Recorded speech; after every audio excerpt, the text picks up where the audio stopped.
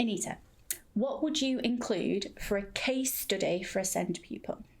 Okay, so I don't know how many frameworks ago, but there was a bit of a myth that you need to collect 3 case studies just in case Ofsted knock on the door. We don't, to be honest with you. And I would personally say do not keep case studies. I think if your records are up to date and you have good record systems for pupils, particularly those who have some very complex needs, invariably I support a number of schools who are transitioning their SENCO. So the old SENCO's leaving, it's been there for a number of years, and the new one is coming in. Excuse me. And you'd be amazed how the files are not in a structured order.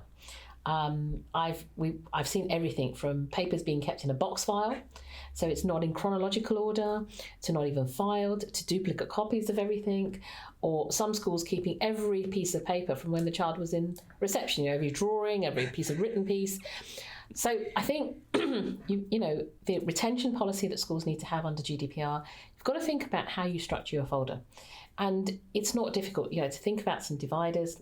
Put it into some sort of a structured order, whether you're using those hanging folders or a lever arch, and have a front sheet which records the chronological order of input that's happened for this child. Okay, if you have that in place, you have the latest outcomes, and I would say file it also, and it's a small thing, but file it in reverse order so that the oldest papers are at the bottom, the newest papers are at the top. From examples that we've heard of under the new framework of inspections, inspectors are just going in and saying, give me an example of, and you can pick it out at random. Okay, they're not specifically looking at anything. So if you've got a structure and a system for filing, then whether that SENCO's there or is passing on, or they happen to be absent and other people need to access the records, that's what you need.